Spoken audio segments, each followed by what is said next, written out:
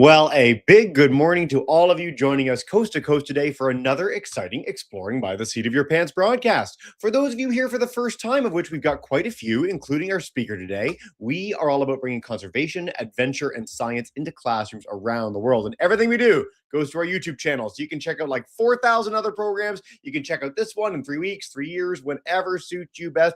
Lots of opportunity to explore and discover some really neat things. Now, yesterday, we did 5 programs. It was crazy. We didn't sleep at all. It was so much fun. And today we're diving back in with a bunch more with some really, really stellar and epic explorers from across planet Earth. Now, a few months back, we had the chance to talk with Christian Stenner, a Canadian Geographic explorer in residence. Really, really cool guy. Can't encourage you enough to check out his work online.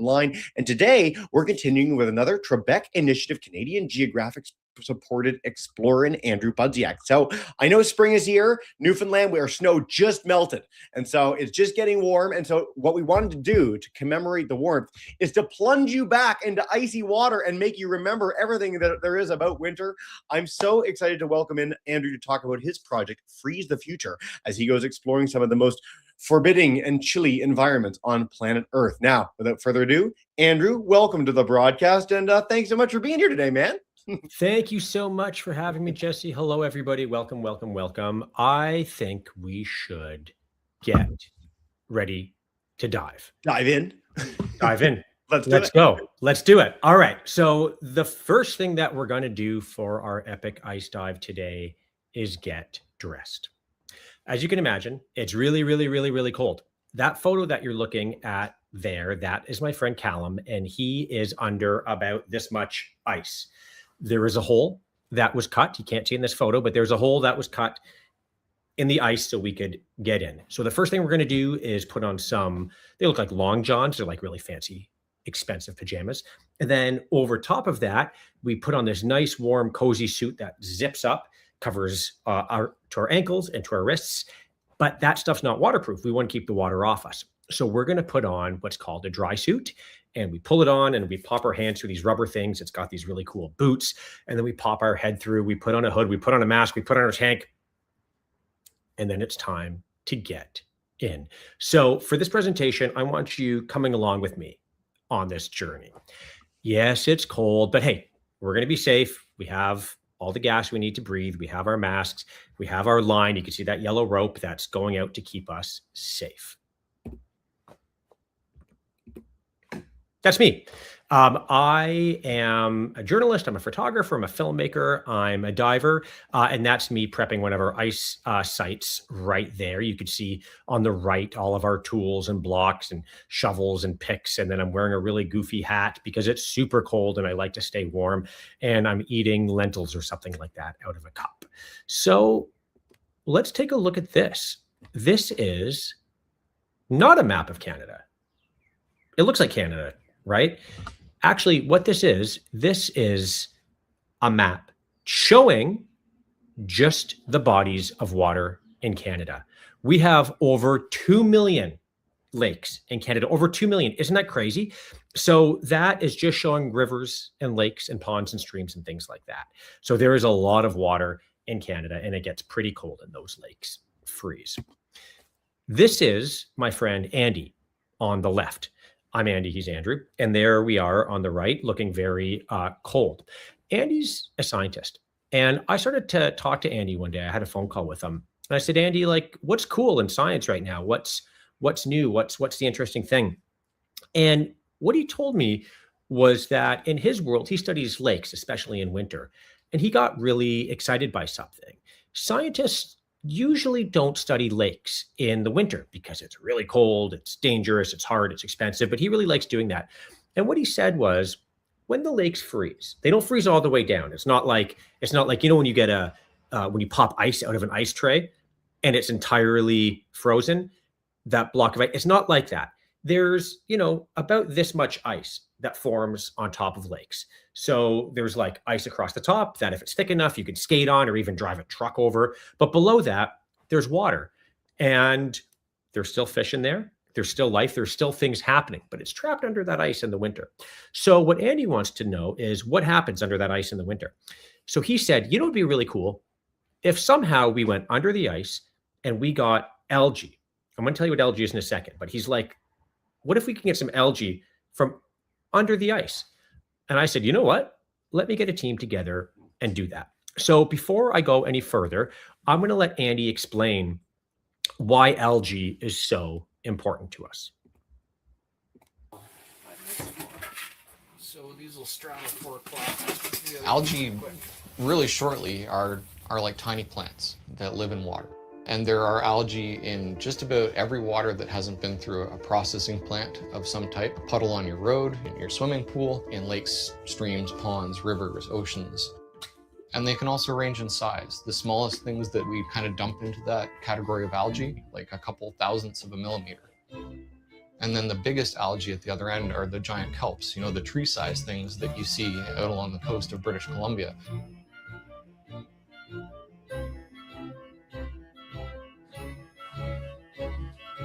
Algae it's a primary producer, so they use the energy from the sun to basically take carbon dioxide out of the water and turn it into sugar that they can use to basically fuel their existence.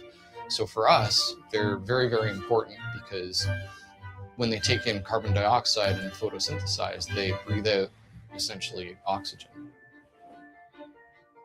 If you take one deep breath and then take another deep breath, one of those 2 breaths is the result of algae. We talk about the Amazon rainforest being the lungs of the world, but it pales in comparison to the algae of the lakes and oceans and rivers. They're also very important for aquatic food webs. It's the point where that sun's energy becomes entrained into something that can be eaten by larger and larger and longer lived organisms. So if you don't have algae at the base of your food web, chances are you don't have much of a food web. It's interesting when you think about it. We spend a lot of time and money researching and conserving whales, and nobody really cares when you get down to the bottom of the food web. But if all the whales of the world disappeared tomorrow, most of the rest of the food web wouldn't be that heavily affected. If all the algae of the world disappeared tomorrow, everything would be dead, including us. I know, right? I know, crazy. So what do we do? Andy and I love adventures. I love adventures.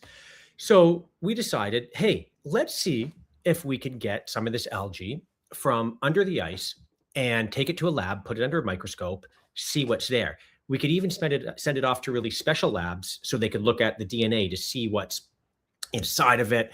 And no one's ever done this before. So Andy and I got to work.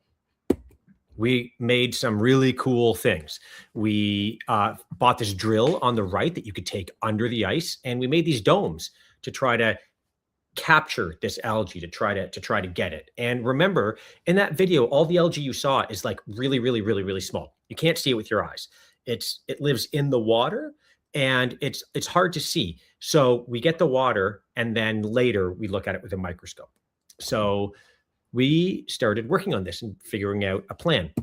This is my friend Dale. He's a really, really, really great diver. So he helped us with the ice diving, and there he is in slushy, icy water. We went out in 2003 to Lake Simcoe in Georgian Bay in Ontario, that's in Canada, to figure out what we could do. Look at that. Isn't that cool? So there we all are, looking at an ice hole. So that is a hole that's cut in the ice, and that's what we are about to go into. So remember before, like you got all your stuff on, you got your mask, you got your tanks. We have a checklist to make sure we didn't forget anything. So now we have all the tools, all of our equipment. Let's head in to the ice.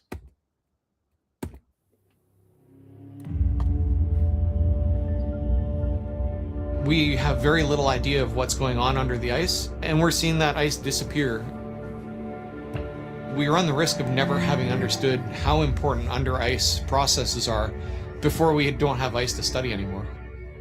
We've wondered about that for years, but we've never been able to access the underside of the ice.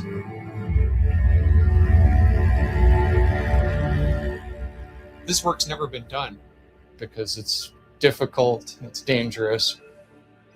It's a very limited and unique number of people that would come together to do a project like that.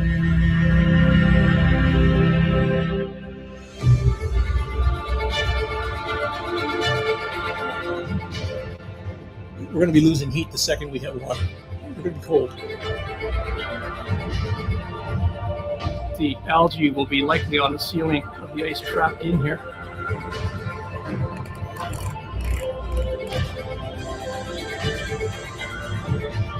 And then it'll be the first sample ever extracted under ice for getting an algae sample for citizen science. Never been done before. It's a lot of people who are very, very good at what they do. We have more lakes than anyone in the world, but we're also the great frozen north. We are the land of winter. We have more of the world's lakes and more of the world's winter than anyone else. It should be Canadians that seek to understand how lakes work in winter. People talk about the Amazon rainforest as being the lungs of the world, but when you look at the algae in lakes and rivers and oceans, algae accounts for about half of the oxygen that we breathe. We don't know what's going on down there. We don't know what organisms are there and what they're doing. The ice underneath isn't frozen. It's a lot of firsts. It is. This is a lot of firsts.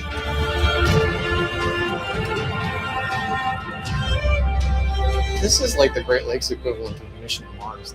We'll be doing something no one's ever tried.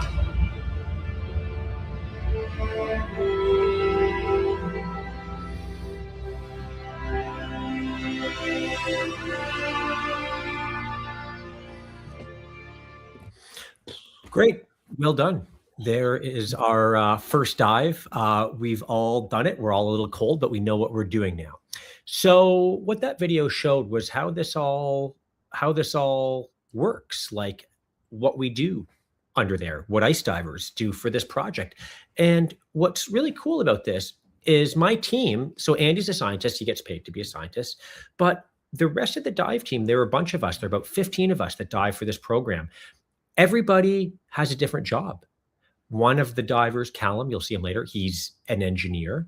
One of the other divers works for, like Esso, where you go fill up with gas and maybe there's an A&W there or some chips.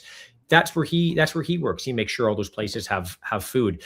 Another guy designs trucks. So our whole team is made up of people that do other things. And they just love diving and have become really, really, really good about it.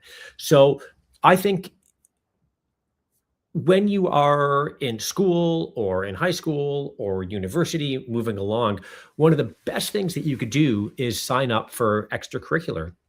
So these are the activities that you do outside of school. And for some people, that's diving. The University of Toronto, for instance, has an underwater program. So I think that's super important to learn in life, to do really cool things outside of school that aren't just getting good grades. I didn't get very good grades in school, but I liked having adventures. And that took me outside to do fun stuff like this. In 2004, we continued our adventure, and look at our team there. Lake of the Woods is pretty far away. I had to drive for 22 hours with a whole bunch of scuba gear in my team to get there. So that's quite far away. We made a little movie studio inside of an Airbnb where we were staying, and we went to go do more science. There's the film team on the right. There's Andy playing with some ice. And there was a pool table there. We moved it aside. We set up a lab. There is all of our friends out there. And we had a really good time. I'm going to show you something kind of cool. When we were up there, we developed a new way to kind of do this technology to get these samples, to get this algae. So I'm going to show you a little bit about what that one looked like.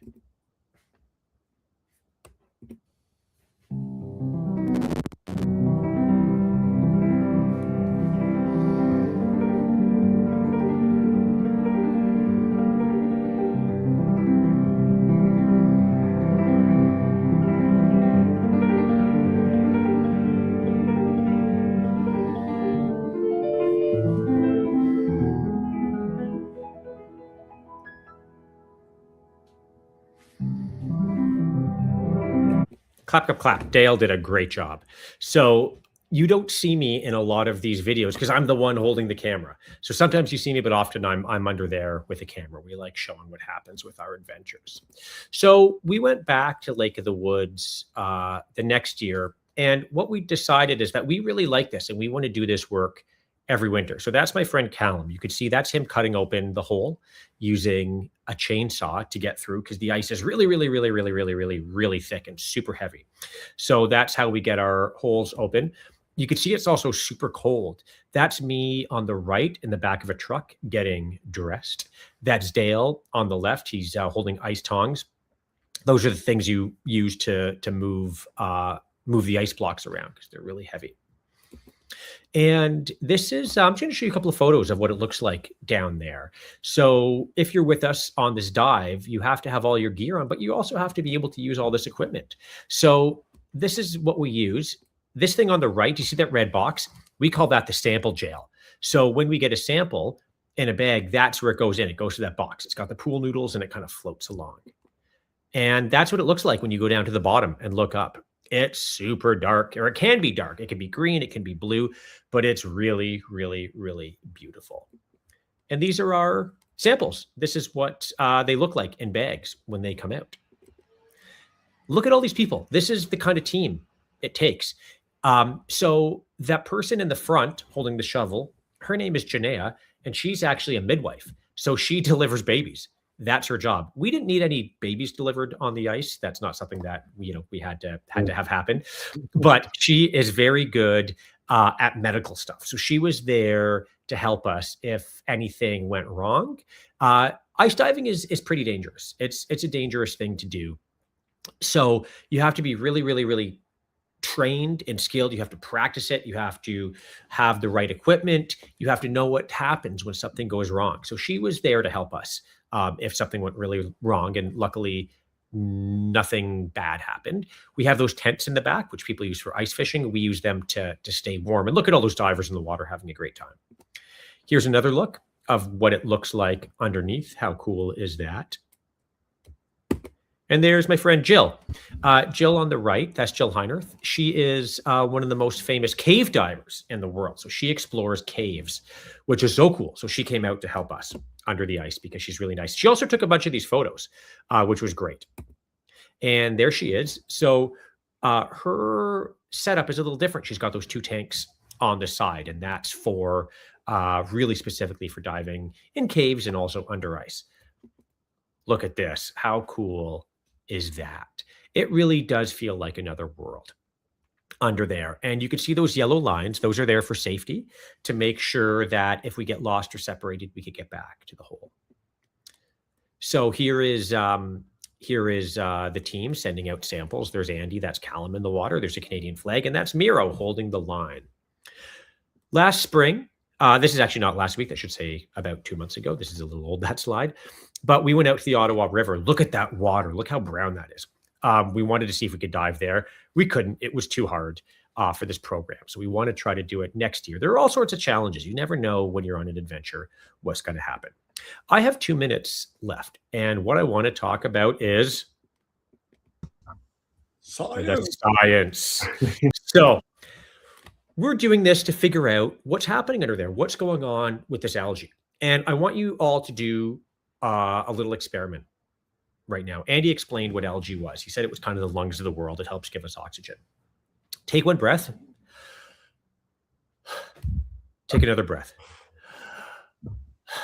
One of those breaths was the result of algae. That air that you breathe, one of those breaths came from oxygen. So half of all of this air we need to breathe comes from algae. So it's really important, and we want to know everything we can about it. So when our samples come out, we have a science team that stays with us. This is Jenna. And they process the water to get the algae out. So there it is. It's going through a filter right there. And look at this photo.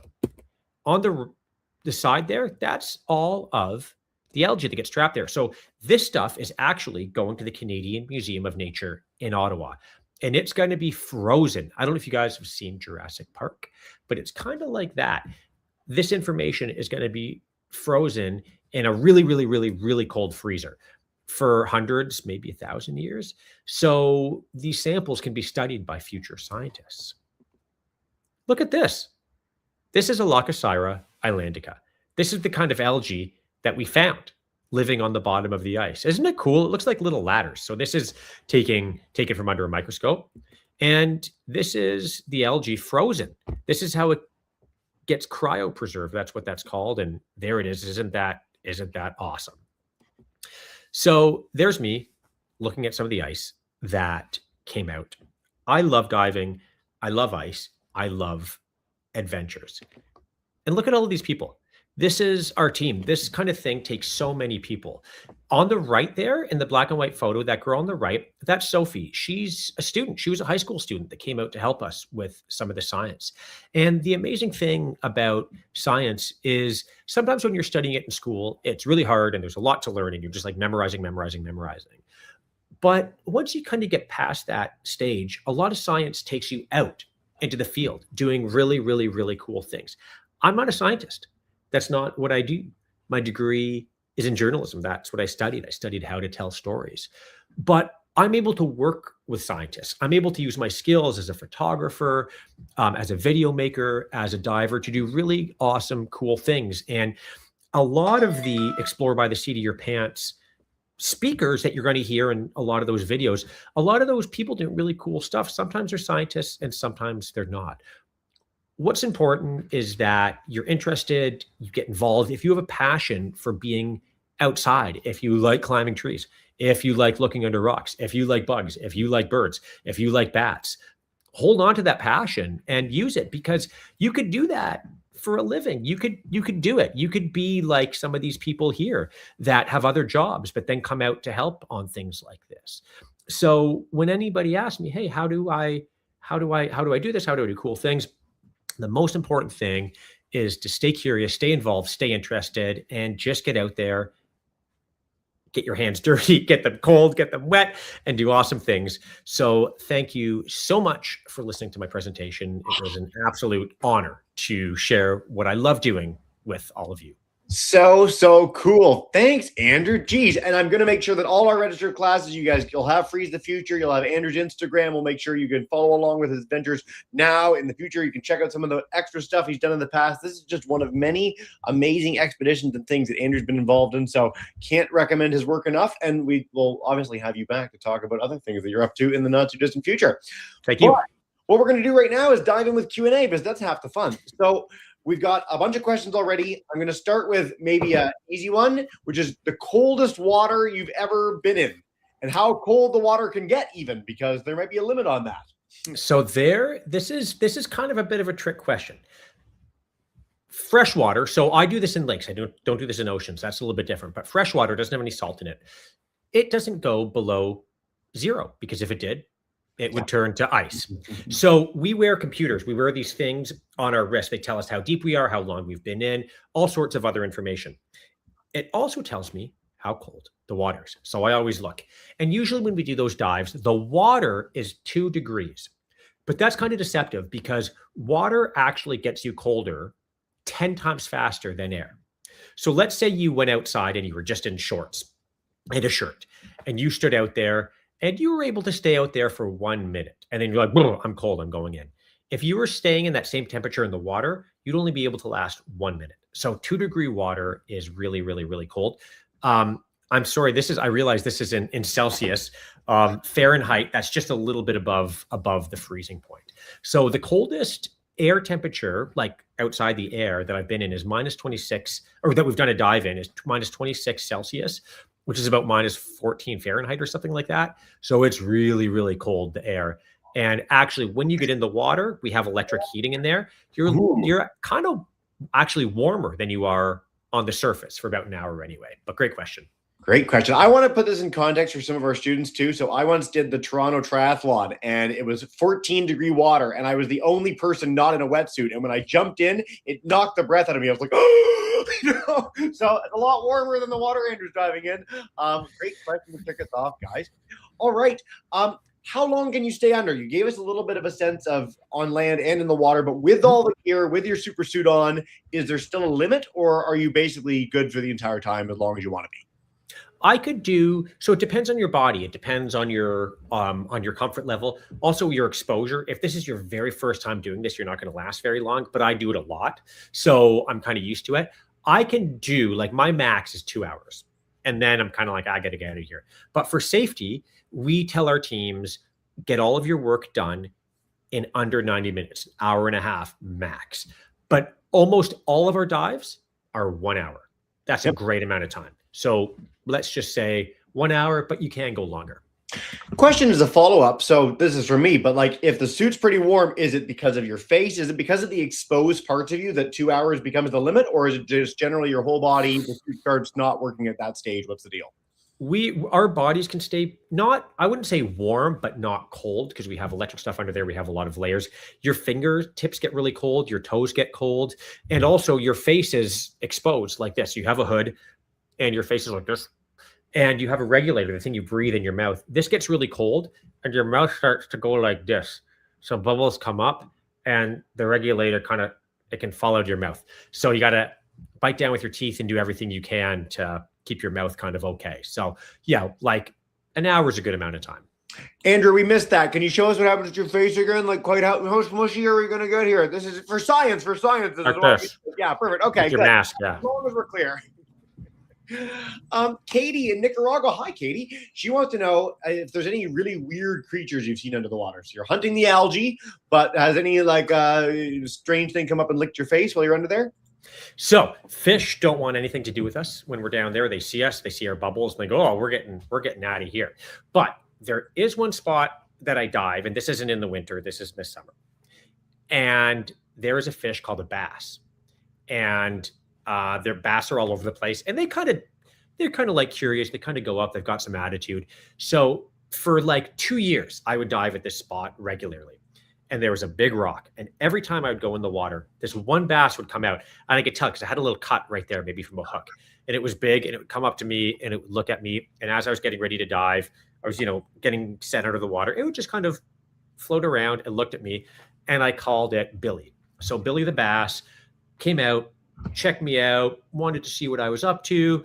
And yeah, Billy hung around for about 2 years and would come and say hi. And then I think after that, Billy maybe found another rock to hang out with. But that was kind of cool.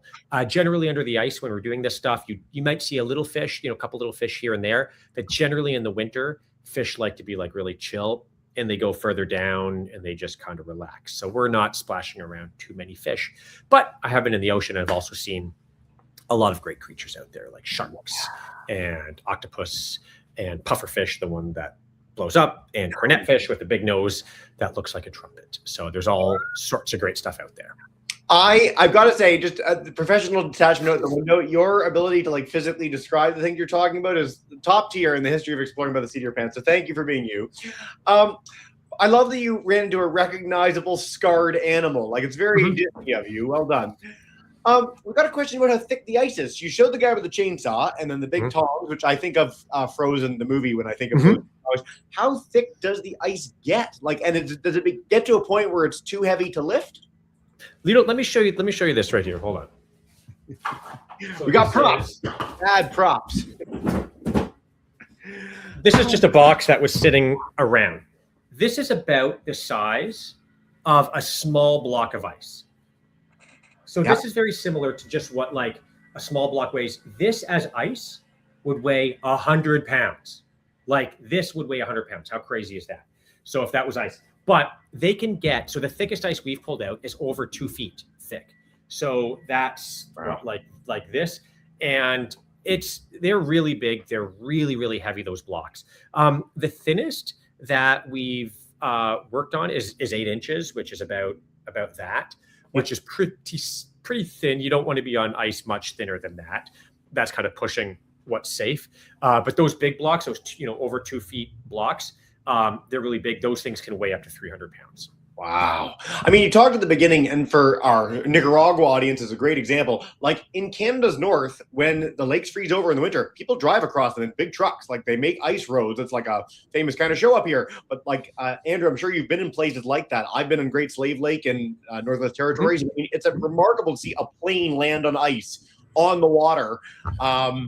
and totally fine, right? Like it's so thick that it. We have to drive across ice to get to some of these remote locations. Sometimes you go by snowmobiles, sometimes you go by trucks, but we drive out there, and you just have to understand ice safety and how thick it is, and listen to what the people who kind of look after those lakes, they know when it's safe and when it's not safe. When it's not safe, you don't go out.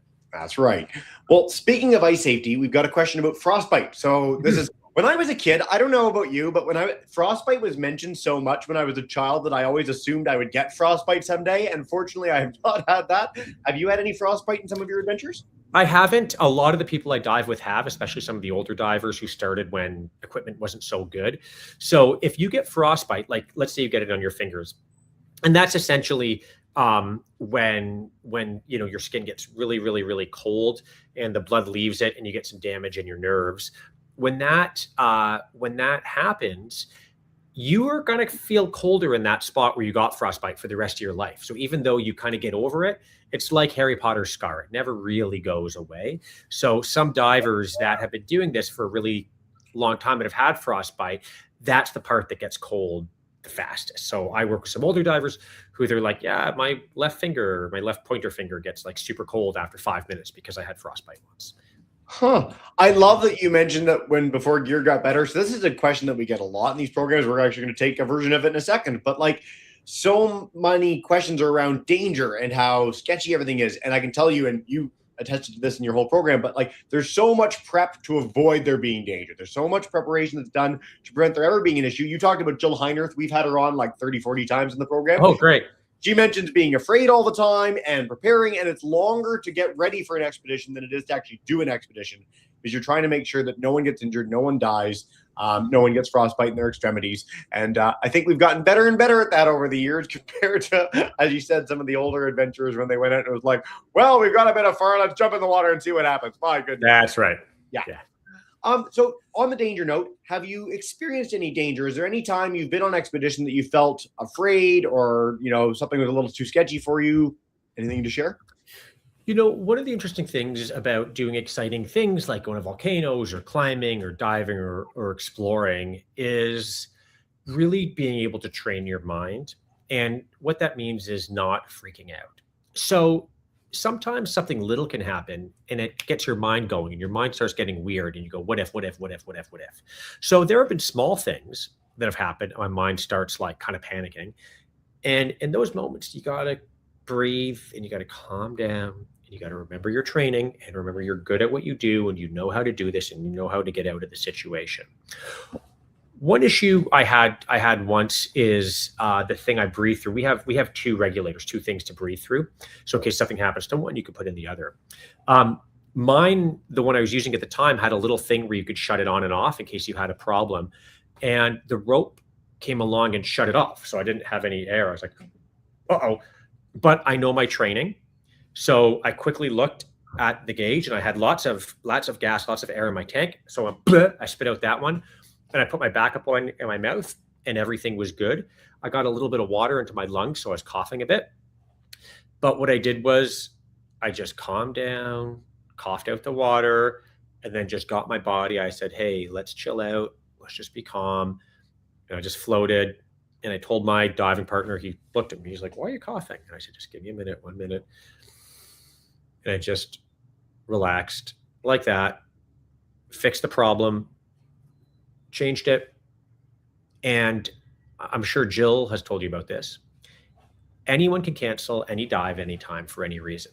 So if I do this, it means the dive is over. It means this doesn't mean good in diving. This means we're going up. So if you're a diving partner, you never dive alone. Usually you don't dive alone. You dive with a partner. That's a safe way to do it. If there's a really bad problem, you say, I'm out of here and it's time to go. So in that moment, when I had that little problem, I didn't need to get out. I was good. I was able to fix it.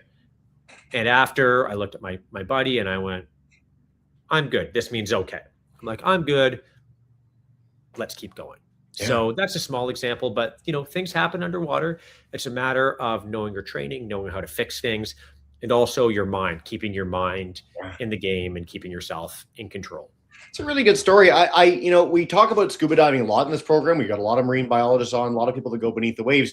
And like when you train the most basic level of diving, which is what I have, I'm nowhere near as skilled as Andrew in a million years, but they teach you that. Like your dive instructor will come and turn off your gas, and you are suddenly not breathing nothing, and you take off your whole thing, and you go and you turn on the gas, and you put it back, and you put it in your mouth, and you can do that when you're calm and relaxed about it. Again, panic or fear is the thing that's going to get you in trouble in that sort of situation. So walking through that, really, thank you for that, Andrew. That was great. We've got a question from Janae. So have you seen any sharks down there? Do we have any sharks in our lakes in Canada or no? There are sharks in Canada, but in the oceans. So coastal sharks, not in lakes. Sharks need to live in salt water.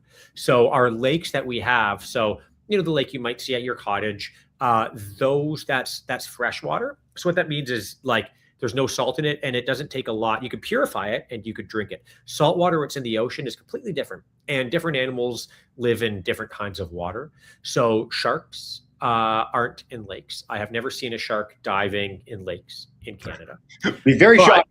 Very shocked. But but I did in Costa Rica. I've seen these things called white tip reef sharks, and they are so cute. And they're really nice, and they're kind of scared of you, but they'll like sit and kind of just hang out and look at you. And they sit on the bottom, and they have a white tip on their fin, on their dorsal fin on the back. And they are really, really, really sweet and gentle and don't want to cause any trouble. And they're afraid of you. But I have friends that have gone diving with great white sharks and big, big, big sharks and all sorts of different sharks. And that's great. Sharks are super cool and not really understood. And we love sharks, and they're great, and they're smart, and they're sensitive. And some people are scared of them. But I think if you were in the water and you saw one, you'd be like, oh man, I love this animal. I want to protect it. I want that shark to be my friend, and I'm not scared anymore. It's one of my all-time dreams to swim with sharks. I got to say, it's so funny that you mentioned the white tip reef shark. I have in the very corner of my bookshelf a little shark book that I was obsessed with when I was a boy. I had my mom quiz me on all the sharks, and I've never seen a white tip shark in real life, but I always thought of them as the dopiest looking shark. It's nice to hear someone be like, man, they're cute and delightful. They're so cute. I'll have to head and find that out someday. Yeah. So again, on the weird creature note, Katie wants to know, are you scared of finding anything weird down there? Like, is there anything that makes you nervous as a creature that you could potentially run into in one of your lakes? I would love to see something weird. So in the Great Lakes, we have something new. It's invasive, so that means it wasn't there before. We actually have in Canadian lakes now jellyfish that are coming in. They're these freshwater jellyfish. I haven't seen them, but they're coming in. And I would love to see when they're not supposed to be there. They're not great for the habitat, but I have always wanted to see one of those. When you go diving and you get used to it, you've done a couple dives, you're comfortable. It's great seeing weird things. You want to see weird things. You want to see new things. You want to see the unexpected. So sometimes I'll dive around shipwrecks, and I always poke my head in and look at stuff. And sometimes you see nothing. And sometimes you see like a gajillion fish hanging out for whatever reason. They like that little area. And that's really cool. Sometimes there are things that people either on purpose or accidentally leave in the water. So on the West Coast, near like Seattle or Vancouver and some of those spots, there are octopus that live in those waters. And people throw things in the water they shouldn't, like old fridges or cars or dishwashers or laundry machines. They shouldn't do that. That's really, really, really bad. But people do it, not as much as they used to. Back a long time ago, people used to do that a lot more because they thought our oceans, they treated them like garbage dumps, but we don't do that so much. Anyway, dishwashers, it turns out, octopus really like them. So sometimes you'll be diving out there. I haven't seen this, but I have friends that have seen it. There will be a washing machine with an octopus inside it. How crazy is that? Obviously, it's an old washing machine. It doesn't work. It's not going to turn on and shake up the octopus.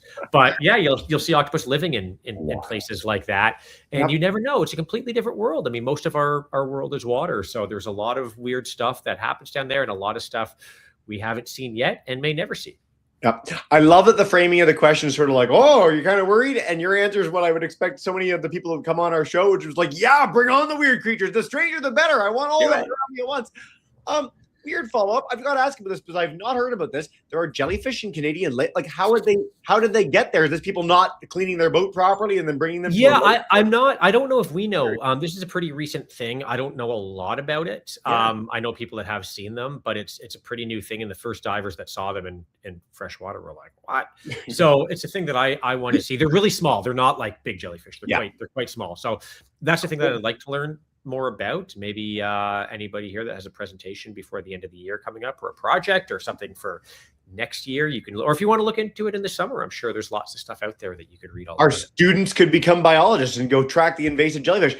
I've got to say, as a Canadian, like, I live in Newfoundland now, but when I first visited, we went to the dock and there were jellyfish in the ocean, and that freaked me right out. I was like, what? Like, in my mind, jellyfish are this tropical thing, and it's like, no, they're everywhere. They're like all over the planet.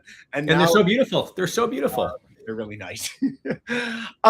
Andrew, a question to wrap up that I'm sure you've had before, but is a good one just the same. And maybe this changes all the time, but do you have a dream dive?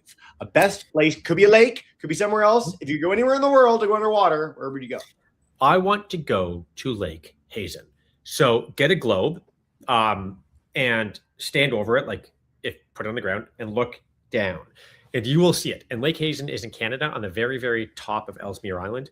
And this is, yeah, exactly. Look down and you'll see it. The top of Ellesmere Island. And it's the most northern, like, significant source of fresh water in the world, like one of the most northern lakes. It is right out there. It is way up there. It would take like 2 weeks to even get there. Like, it's crazy. You got to go on these planes and go from here and there, and you got to make sure the weather's good. And I want to go up there. And I know people have gone diving there. Scientists have gone diving there. People have gone diving under the ice up there. But I want to go up there, and I want to dive under the ice at night. And that's my goal. And I want to get up there, and it's gonna, there we go. Look at that, eh? So far. Like, look at that. Far. So yeah, you could zoom it. You could zoom out a bit there, just to show, like, that's just so, that's so far. Why doesn't it want me to zoom out? Oh, there you go. There you go. You can maybe you're all the way zoomed out. But yeah, move down. Like, that's crazy. Like, go all the way down to show Nicaragua. Like, that's so far. So anyway, that's my dream. I want to go. I want to go all the way up there, dive at the top of the world, and that's the lake. That's the lake at the top of the world. And I really want to go there. Look at these photos too. Like, what a crazy looking spot. And then there's that guy doing. Yeah. Wow. That would be pretty cool. We've had very few people that have gone to Ellesmere Island, one of the largest islands on planet Earth, Canada's furthest north, like, featured in like the most elite BBC documentaries. Like, wow, we've sent people to the edge of planet Earth. And I hope you get your wish. That would be so much. So would you take a float plane from one of the other? From Toronto, it's about 5 different flights. And then there are small little planes, and you actually have to put fuel on the plane, so the plane has enough fuel. So it's pretty crazy. Cool. Yeah.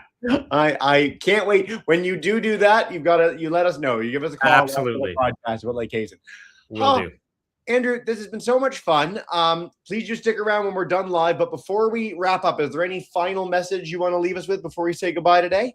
Get outside. Go do something. Go do something weird. Go do something fun. Go find something that you've never seen before. Look, we've been pretty much everywhere there is to be in the world. We've been all over. And now it's our responsibility to figure out how these places work and how to protect them. And that's what exploring looks like right now. It doesn't mean going somewhere no one has ever gone before. What it means right now is going somewhere and discovering somewhere for you that you love, figure out how it works, and protect it. Oh, what a great message. I'm supposed to do a bat program right after this, but I'm just going to skip that and go outside myself. No, I'm going to behave and do that, but then I'm getting outdoors. Thank you so much for your passion, your expertise, all of it. You are welcome back anytime. We can't wait to have you. For all our audience at home, if you want to scream and yell and annoy the principal, you have our permission, particularly Andrew. She said yes. So thank you so much, audience, and we'll see you guys soon. Have a wonderful rest of the day.